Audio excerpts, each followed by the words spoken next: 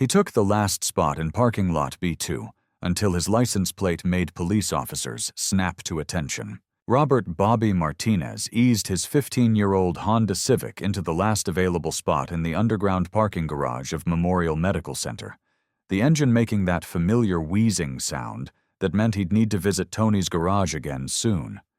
The car wasn't much to look at. Paint faded from years of city driving, a small dent in the rear bumper from a minor fender bender 3 years ago, and interior upholstery that had seen better decades. But it ran reliably, got decent gas mileage, and served his modest needs perfectly well. At 68, Bobby had learned to appreciate simplicity over appearance. The gleaming luxury vehicles surrounding his humble Civic in the parking garage didn't intimidate him. He'd driven police cruisers for 35 years, and before that, a beat-up Chevrolet through college and his early 20s. Cars were transportation, nothing more, nothing less. He locked the door and checked his watch. 2:15 p.m., 15 minutes before his appointment with Dr. Rodriguez for his quarterly cardiology checkup. The routine had become familiar over the past 2 years since his retirement from the police force. Medical appointments, grocery shopping, occasional visits with his daughter Maria, and her family, quiet evenings reading or watching classic movies. It was a peaceful life, if sometimes lonely, especially since his wife Carmen had passed away 18 months earlier. Bobby made his way toward the elevator, his gait slightly slower than it had been during his active duty years, but still steady and purposeful. Retirement had been kinder to him physically than it had been to many of his former colleagues. Regular exercise, careful attention to diet, and the absence of job-related stress had helped him maintain decent health despite the wear and tear of 3.5 decades in law enforcement. As he waited for the elevator, Bobby heard footsteps approaching from the direction of the parking attendant's booth. 2 uniformed police officers were walking toward their patrol car, engaged in what sounded like a routine conversation about shift schedules and report deadlines. Bobby recognized the easy camaraderie between partners, the shorthand communication that developed between officers who'd worked together long enough to anticipate each other's thoughts and reactions. "The paperwork for the Morrison case needs to be filed by end of shift," one officer was saying to his partner. "Lieutenant Chen wants everything documented before the weekend." "No problem. We should have time after we finish the wellness check on Elm Street," the second officer replied. Bobby smiled slightly, remembering similar conversations from his own patrol days. The rhythm of police work never really changed: reports to file cases, to follow up on communities to serve and protect. He'd missed that sense of purpose during his first year of retirement, though he'd gradually found satisfaction in volunteer work and spending time with his grandchildren. The elevator arrived with a soft ding, and Bobby stepped inside, pressing the button for the 3rd floor where the cardiology department was located. As the doors began to close, he heard one of the officers call out to his partner, "Hey, check out that license plate on the Honda." "Which one?" "The old Civic in spot B247. Look at the plate number." Bobby felt a small flutter of curiosity but didn't think much of it. His license plate was Chief 01, a vanity plate he'd gotten during his final year as chief of police, more as a gift to himself after decades of service than out of any need for recognition. Carmen had teased him about it, saying it was the first vain thing he'd ever done in his life. The elevator doors closed, cutting off whatever conversation the officers were having below. Bobby rode up to the 3rd floor, checked in with the receptionist, and settled into the waiting room with a magazine about classic cars, one of the hobbies he'd developed since retirement, though he applied his mechanical curiosity to reading rather than actual restoration work. 30 minutes later, after a routine but thorough examination that confirmed his heart condition was stable and well managed, Bobby returned to the parking garage. The medical center's underground lot was busy with the usual afternoon traffic, visitors coming and going, medical staff changing shifts, delivery trucks making their rounds. As he approached his car, Bobby noticed something unusual. The 2 police officers he'd seen earlier were standing near their patrol vehicle, which was parked several spaces away from his Honda. But they seemed to be looking in his direction with an intensity that suggested more than casual interest. When Bobby reached his car and began fumbling with his keys, one of the officers approached him with a respectful but purposeful stride. "Excuse me, sir," the officer said, his voice carrying the polite authority that Bobby remembered from his own interactions with citizens. "Are you the owner of this vehicle?" "Yes, officer." "Is there a problem?" Bobby replied automatically, adopting the cooperative but alert tone he'd learned to use during encounters with law enforcement, even though he'd been on the other side of such conversations for most of his adult life. The officer glanced at Bobby's license plate, then back at his face, clearly processing some kind of recognition or realization. "Sir, could I ask your name?" "Robert Martinez." The officer's expression changed, immediately shifting from routine inquiry to something approaching reverence. Chief Martinez, Robert Martinez, retired chief of police from the 15th Precinct. Bobby felt a familiar mix of pride and humility at being recognized. "That's right. Though I've been retired for 2 years now." The officer turned toward his partner and called out, "Davis, get over here. You need to see this." Officer Davis approached with curiosity written on his face. "What's going on, Murphy?" "This is Chief Martinez. The Chief Martinez." Recognition dawned on Davis's face as well, followed by the same expression of respect and amazement that his partner had shown. "Chief Martinez from the 15th. The one who—" Davis trailed off clearly, knowing the story, but unsure how to reference it appropriately. "The one who saved our precinct," Murphy finished quietly. "Sir, you probably don't remember us specifically, but we both worked under your command during the Henderson crisis 4 years ago." Bobby studied both officers more carefully, trying to place their faces among the dozens of men and women who'd served under his leadership during his final years as chief. The Henderson crisis. He remembered it vividly, though he rarely talked about it these days.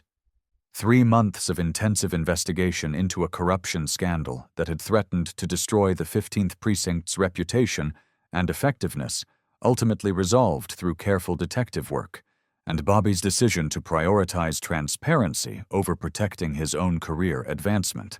Murphy and Davis. Bobby said slowly, recognition beginning to dawn. "You were both detectives then. Murphy, you were working organized crime. Davis, you were in narcotics."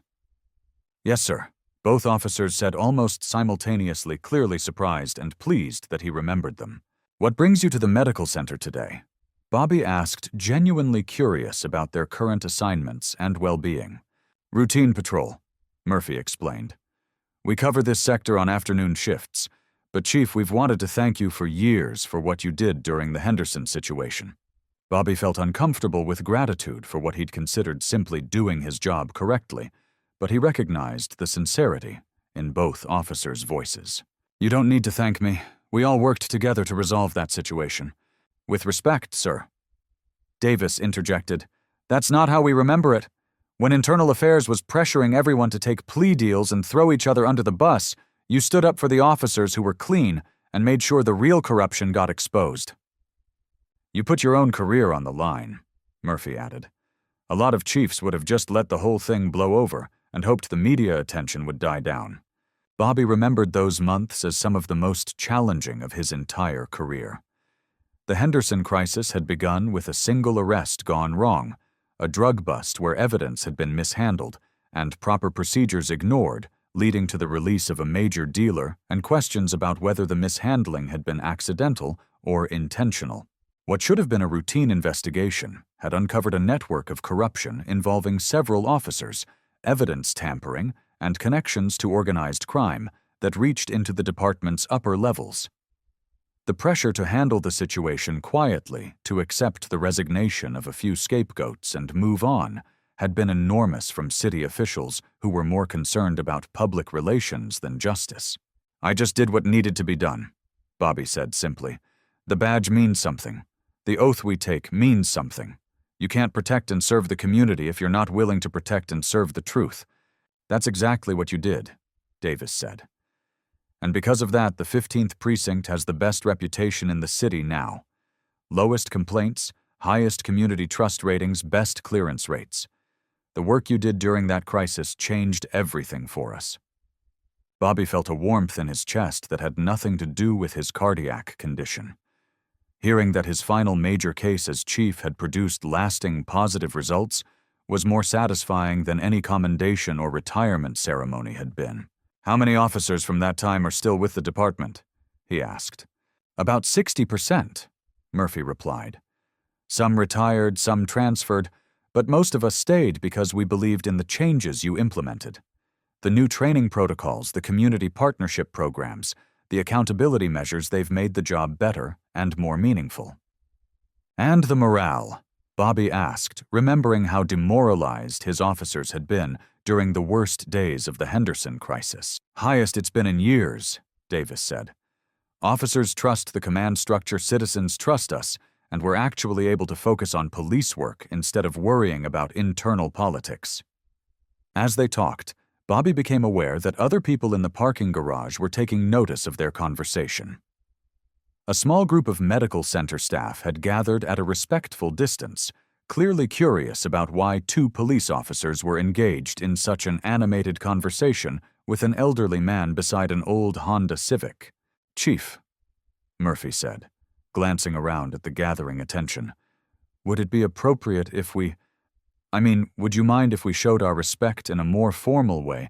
Bobby wasn't sure what Murphy meant, but he nodded his consent.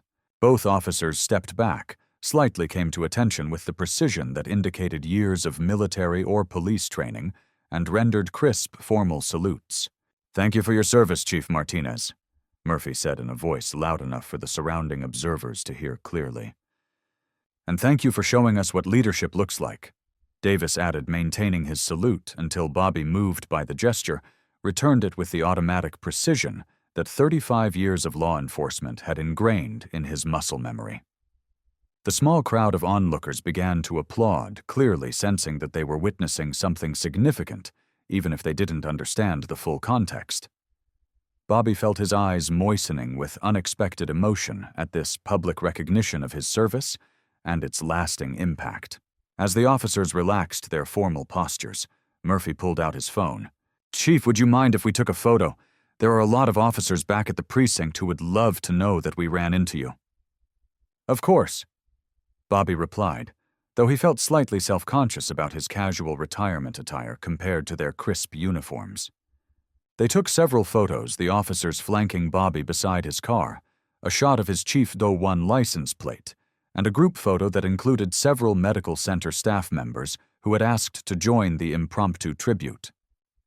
"Chief, I hope this isn't too forward, but a lot of us would love to have you visit the precinct sometime," Davis suggested. "Maybe for a shift briefing, or just to see how things have developed since you retired." "I'd like that," Bobby said, realizing as he spoke that he genuinely would enjoy reconnecting with his former colleagues and seeing the long-term results of the changes he'd implemented. "What's the best way to reach you?" Murphy asked. Bobby gave them his phone number and email address, touched by their continued interest in maintaining connection with him. "One more thing," Chief, Murphy said, as they prepared to return to their patrol duties. "I want you to know that the story of the Henderson crisis is part of our training now for new officers. We use it as an example of how to maintain integrity under pressure and how leadership can transform an entire organization. Your legacy isn't just in the policies you implemented," Davis added. "It's in the culture you created and the example you set for all of us." As the officers returned to their patrol car, Bobby stood beside his old Honda, processing the unexpected encounter and the emotions it had stirred up. Retirement had given him time to reflect on his career, but he'd rarely received direct feedback about the long-term impact of his decisions and leadership. The Henderson crisis had cost him a promotion to deputy commissioner that he'd been expecting, but it had apparently created benefits for his officers and community that far exceeded any personal advancement he might have achieved. The knowledge that his commitment to doing the right thing had produced lasting positive change felt more valuable than any career achievement could have been. As Bobby drove home, he thought about the conversation and what it revealed about the nature of service and legacy. The fancy cars in that parking garage represented financial success and material achievement, but his modest Honda with its Chief O1 license plate had triggered recognition and respect that money couldn't buy. That evening, Bobby called his daughter Maria to share the story of his unexpected encounter. "Dad, that's wonderful," she said after hearing about the officer's salute and gratitude.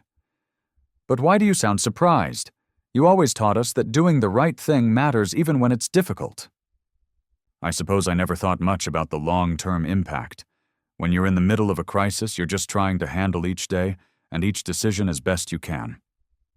That's exactly what made you a good leader. You focused on doing the right thing rather than worrying about recognition or advancement." "Your mother used to say something similar. She was proud of you, Dad. We all are. And apparently the officers you served with are too." After hanging up with Maria, Bobby sat in his living room looking at the photos Murphy had texted him from their encounter.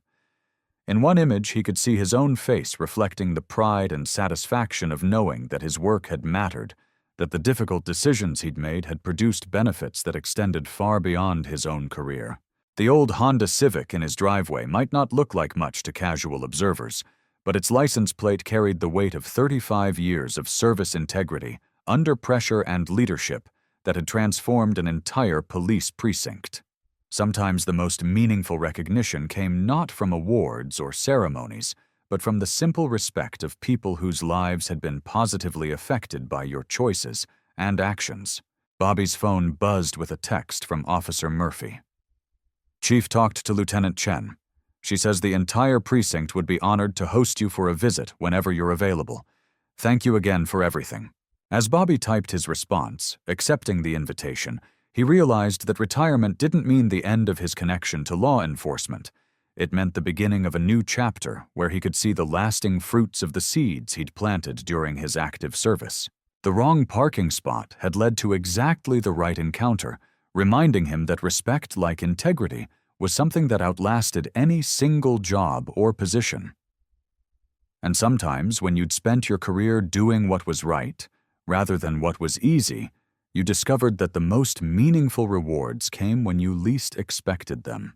2 weeks later, Bobby Martinez walked through the familiar corridors of the 15th Precinct for the first time since his retirement party 2 years earlier.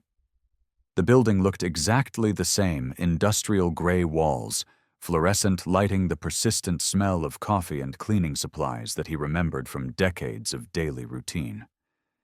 But the atmosphere felt different in ways that were subtle but unmistakable.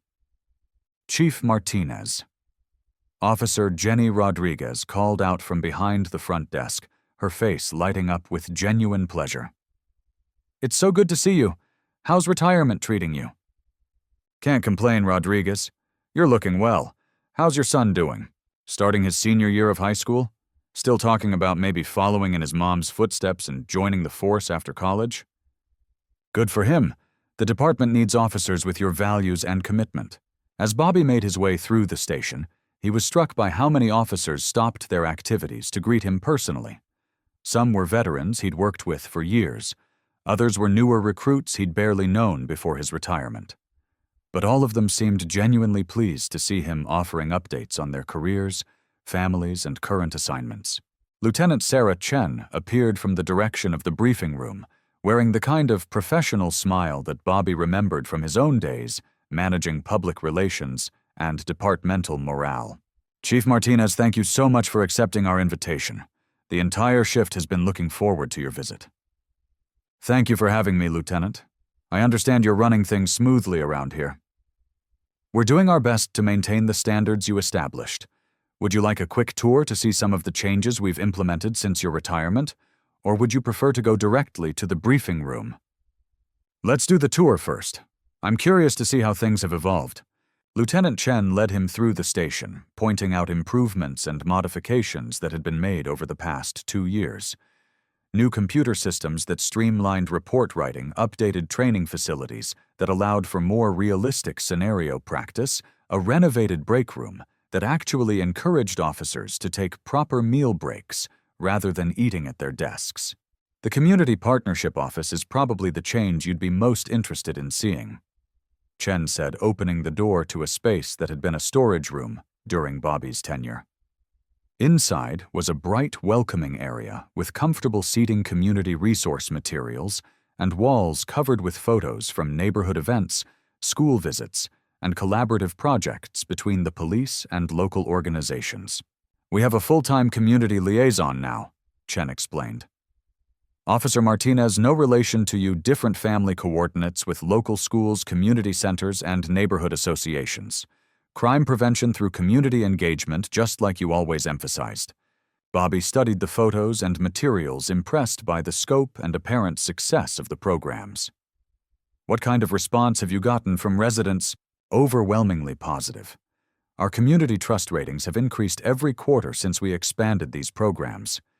Citizens see us as partners rather than just enforcement, and we're getting much better cooperation on investigations as a result.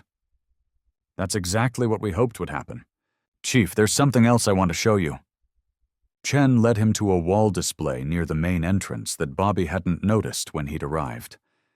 It was a timeline of the 15th Precinct's history, featuring photographs, newspaper clippings, and achievement awards spanning several decades.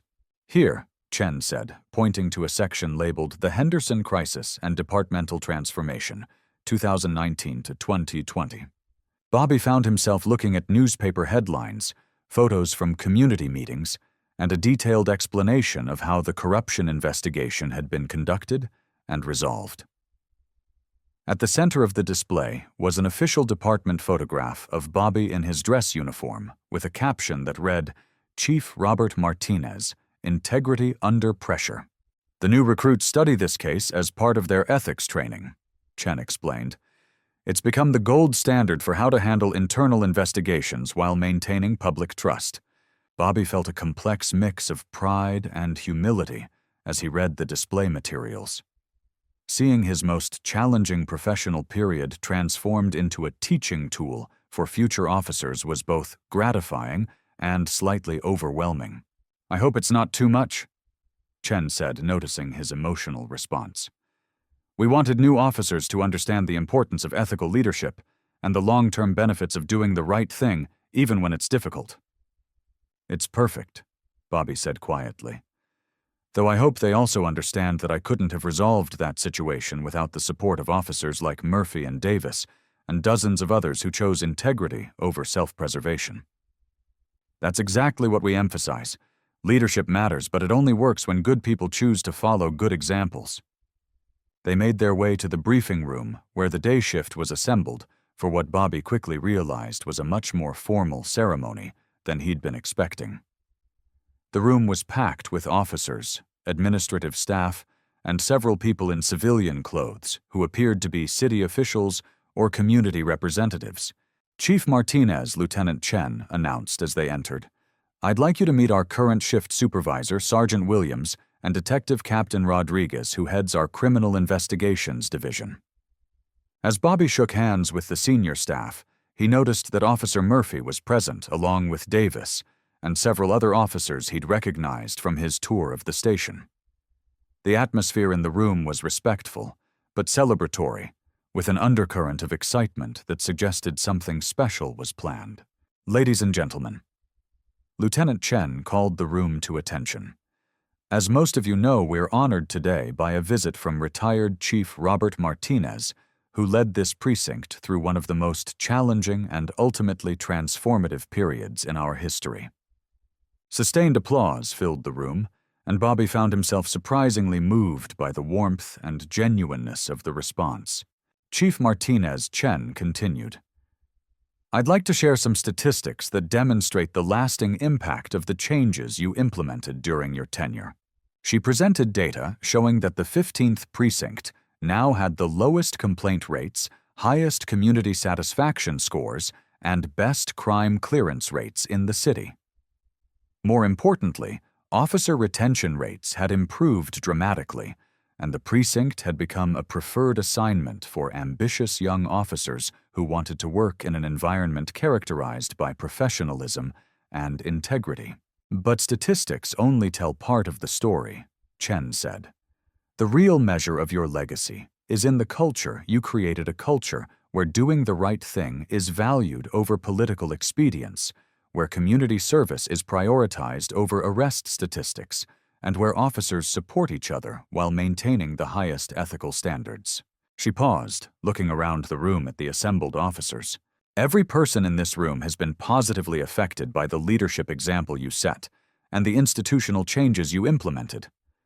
We wanted you to know that your service continues to benefit our community every single day. Bobby was invited to say a few words, and he found himself unexpectedly emotional as he looked out at the faces of men and women dedicated to the same mission that had defined his own career. "Thank you all for this incredible welcome," he began. "When I made the decisions that Lieutenant Chen referenced, I was just trying to do what I believed was right in difficult circumstances. I had no idea that those choices would have such lasting positive effects." He paused, gathering his thoughts about what message would be most valuable to share. "The thing I want you to remember is that every decision you make, every interaction you have with citizens, every choice between doing what's easy and doing what's right, those moments define not just your individual character, but the character of this entire organization." Bobby looked specifically at some of the younger officers in the room. "The badge you wear represents more than law enforcement authority. It represents a promise to your community that you'll use that authority wisely, fairly, and in service of justice rather than personal interest. That promise is what makes the difference between being a police officer and being a peace officer." The room was completely quiet, and Bobby could see that his words were resonating with his audience. "The Henderson crisis taught me that integrity isn't something you can save for the big moments. It's something you practice every day in small decisions until it becomes second nature.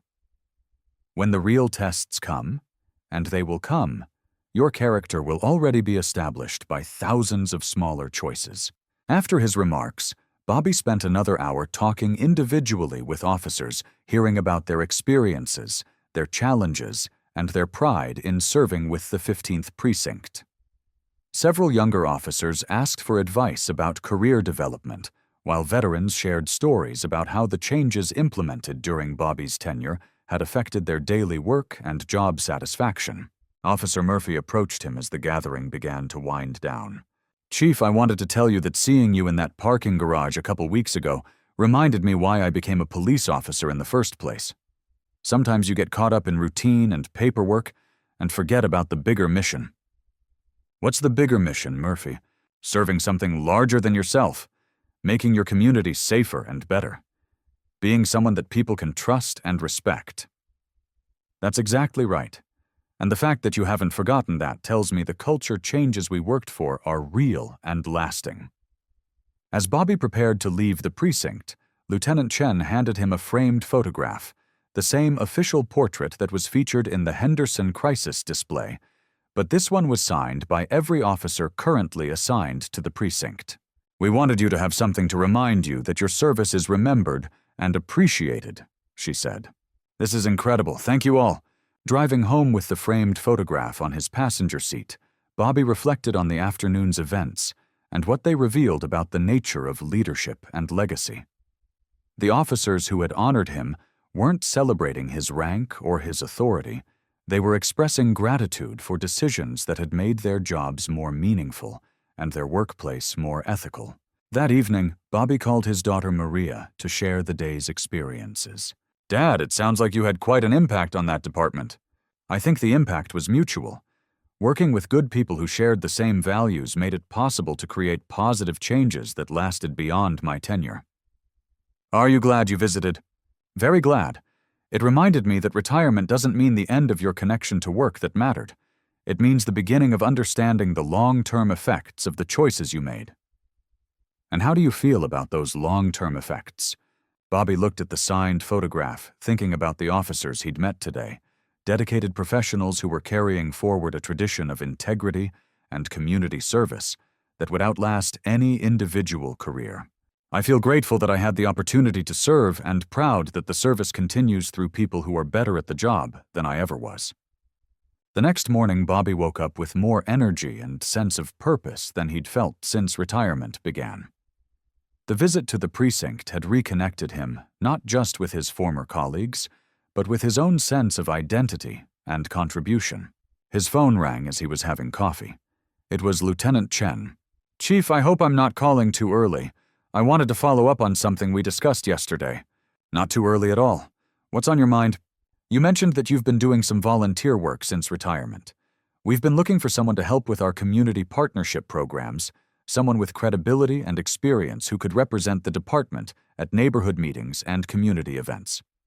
What kind of time commitment are we talking about? Maybe 10 hours a week flexible schedule.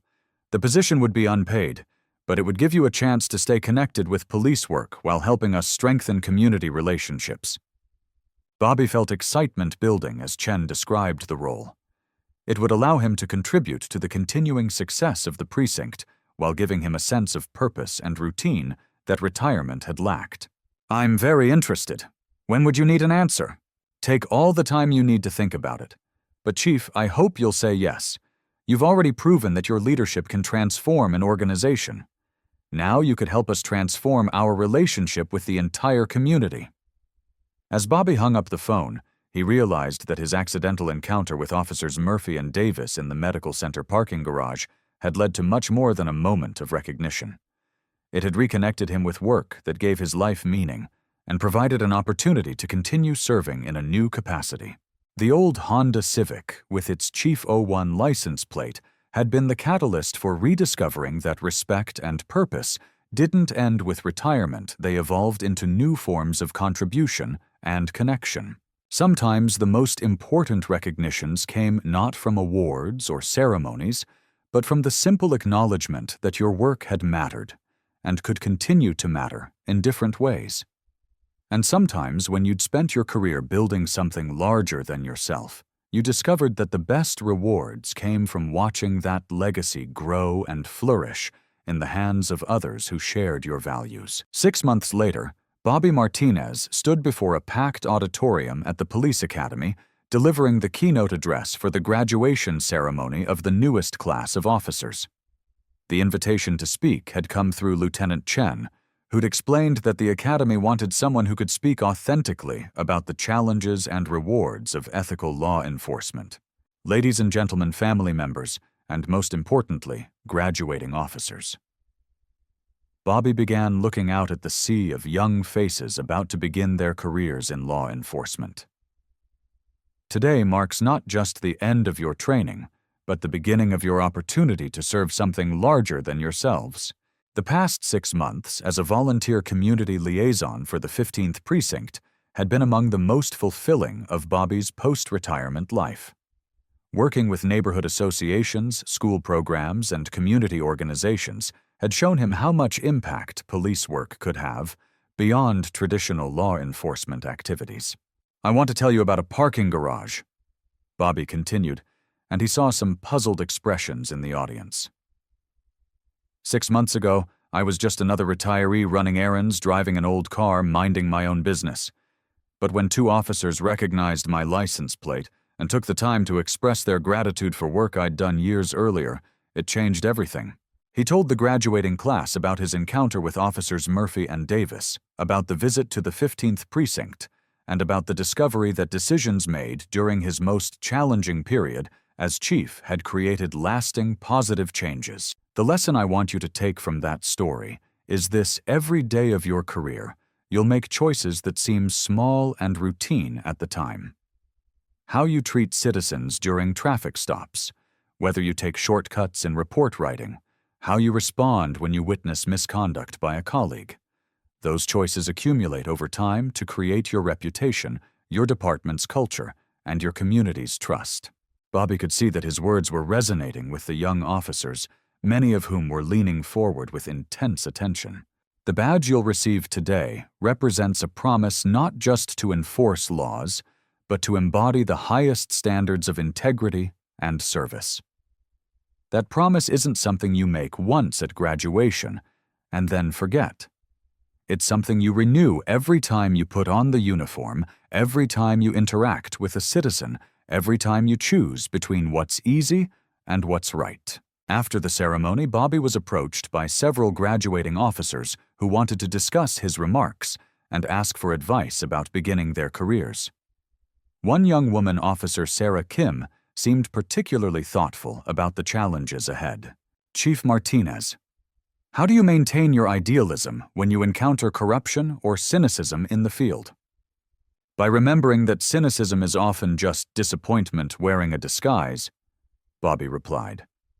When you see officers who've become jaded or compromised, remember that they probably started their careers with the same high ideals you have now.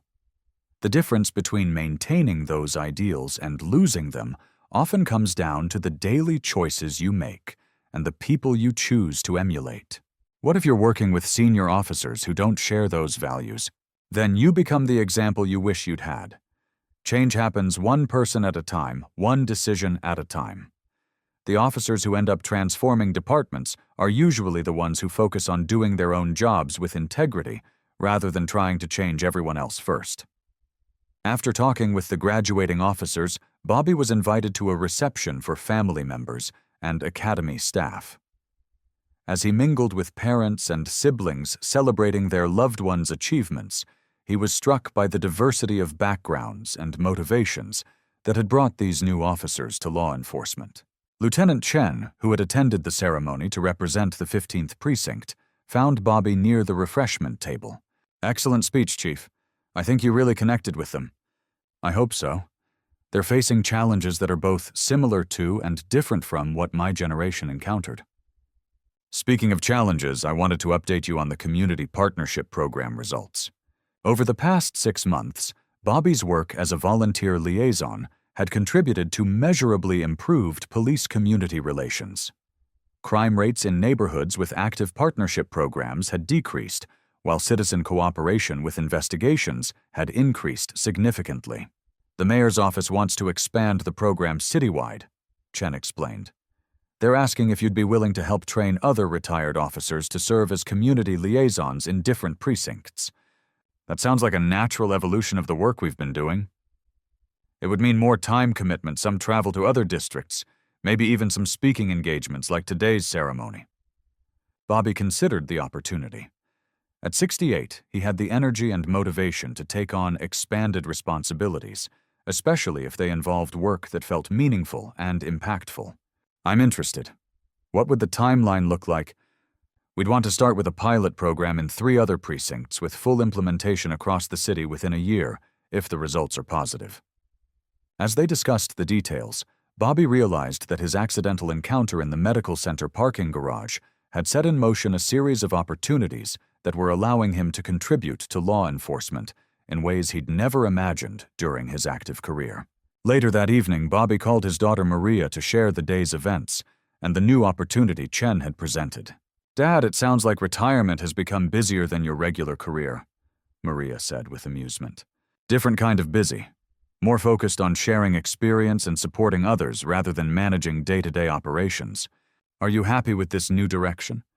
"Happier than I've been since your mother passed away.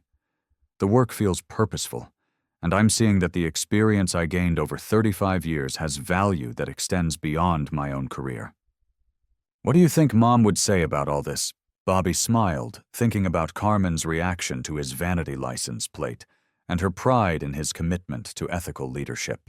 "She'd probably say she's not surprised that I can't really retire, and she'd be proud that I found a way to keep contributing without letting ego or nostalgia drive the decisions."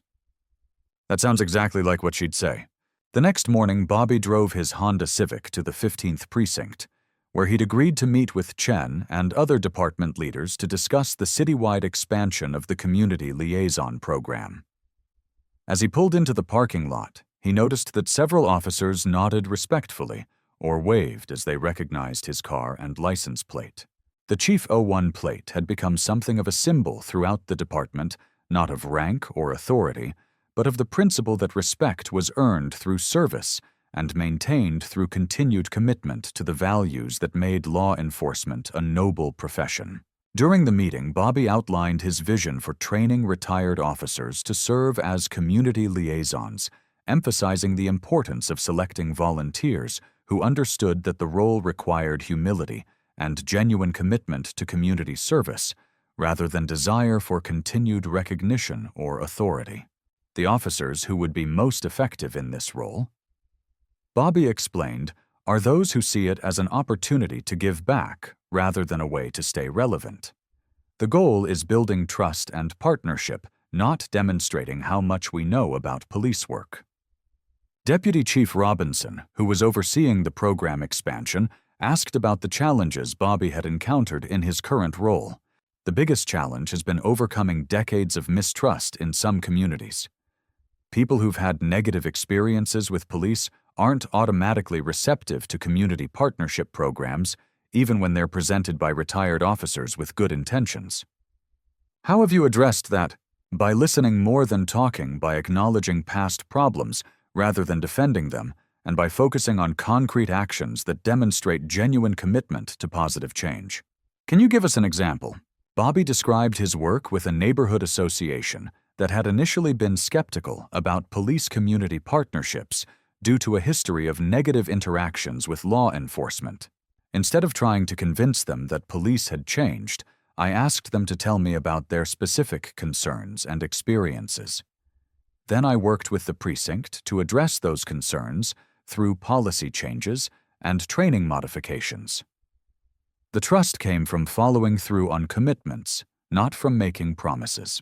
After the meeting, Bobby spent the afternoon visiting one of the community centers, where he held regular office hours for citizens who wanted to discuss neighborhood safety concerns or ask questions about police procedures. The informal setting, a conference room in a community center rather than a police station, had proven effective for encouraging conversations that might not happen in more formal environments. Mrs. Rodriguez, an elderly woman who lived near a corner that had been problematic for drug activity, stopped by to thank Bobby for his help in coordinating increased patrol presence in her area. Officer Martinez, I wanted you to know that I feel safe walking to the grocery store again, she said. And the officers who patrol our street now, they wave and say hello instead of just driving past. That's exactly what we hoped would happen, Mrs. Rodriguez. Community policing works best when officers and residents see each other as neighbors working toward the same goals. My grandson wants to be a police officer when he grows up. I used to worry about that, but now I think it might be a good way for him to help people. Conversations like this one reminded Bobby why he'd been drawn to law enforcement in the first place, and why the community liaison work felt so fulfilling. The impact wasn't measured in arrests or citations, but in restored trust and improved quality of life for residents who deserved to feel safe in their own neighborhoods. As Bobby drove home that evening, he reflected on the extraordinary journey that had begun with 2 officers recognizing his license plate in a parking garage. That moment of unexpected recognition had led to renewed connection with his former colleagues, a meaningful volunteer role, and now the opportunity to help expand community policing programs throughout the city. The old Honda Civic that had drawn curious glances from luxury car owners in the medical center parking garage had become a symbol of something more valuable than material success, the respect that came from a lifetime of service, and the satisfaction of knowing that your work had made a lasting difference. Bobby's phone buzzed with a text from Officer Murphy. Chief saw your speech at the academy on the department's social media. The new officers are lucky to have your example to follow. As Bobby typed his response, he realized that the most meaningful recognition wasn't the formal ceremonies or awards, but the ongoing acknowledgement from people whose lives had been positively affected by choices made in service of something larger than personal advancement. Thank you, Murphy. They're going to do great things. The future of law enforcement is in good hands. And as he pulled into his driveway beside the modest house where he'd built a quiet retirement, Bobby knew that sometimes the most important work happened not during your official career, but in the years when you had the wisdom of experience and the freedom to choose how to use it in service of others.